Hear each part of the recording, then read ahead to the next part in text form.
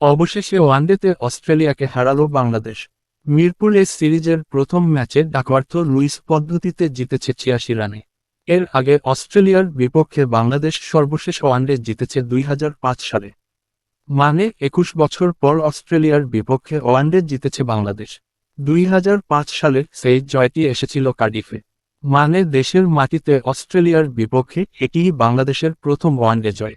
এই জয়ে নাহিদ রানা বল হাতে উইকেট নিয়েছেন ৪টি। ব্যাট হাতে অপরাজিত ৮৬ রানের পর বল হাতে ২ উইকেট নিয়েছেন মোসাদ্দেক। মিরপুরে শুরু হয়েছে বৃষ্টি। এখন আর খেলা না হলে বাংলাদেশ ডাকওয়ার্থ লুইস পদ্ধতিতে ম্যাচটি জিতবে ৮৬ রানে। বাংলাদেশের জয়ের অপেক্ষা বাড়াল বজ্রপাত। সিরিজের প্রথম ম্যাচ জিততে বাংলাদেশের দরকার ১ উইকেট, অস্ট্রেলিয়ার লাগবে ৪৬ বলে ৯৪ রান। ৫ উইকেট হল না নাহিদ রানার। তবে কাজের কাজটা করে দিয়েছেন এই পেসার। নিয়েছেন ৪ উইকেট। বাংলাদেশের এই পেসার আউট করেছেন ইংলিশ, ক্যারি, স্কট ও বার্টলেটকে। অস্ট্রেলিয়া ৩৬.৪ ওভারে ১৫৬ বিভাজন নয়। জয়ের খুব কাছে বাংলাদেশ। নাথান এলিসকে আউট করেছেন মোস্তাফিজ। তাতে অস্ট্রেলিয়া হারিয়েছে নবম উইকেট। দারুণ ক্যাচ নিয়েছেন মোসাদ্দেক। অস্ট্রেলিয়া ৩২.২ ওভারে ১৪০ বিভাজন ৮।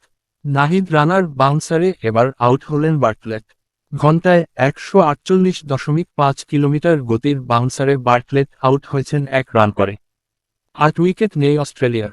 ব্যাচার লিয়াম স্কট আর কি বা করবেন। নাহিদ রানার ১৪৬ কিলোমিটার গতিতে ধেয়ে আসা বাউন্সারে গালিতে হৃদয়ের হাতে ক্যাচ দিয়েছেন অভিষিক্ত স্কট। এখন পর্যন্ত ৩ উইকেট নিয়েছেন নাহিদ রানা। নিয়মিত বোলিং করছেন ঘণ্টায় ১৪৫ কিলোমিটার গতিতে। কোনটির গতি ছাড়িয়েছে ১৫০-এর মাইল ফলকও। আরও একটি উইকেট হারালো অস্ট্রেলিয়া। মোসাদ্দেকের টার্ন করা ডেলিভারিতে এলবিডব্লিউ হয়েছেন ম্যাট রেনশো। অস্ট্রেলিয়া ২৯ ওভারে ১৩০ বিভাজন ৫। ঠিক সময়ে ব্রেক থ্রু পেল বাংলাদেশ। দারুণ এক ডেলিভারিতে নাহিদ রানা ফেরালেন ৪৭ রান করা অ্যালেক্স ক্যারিকে।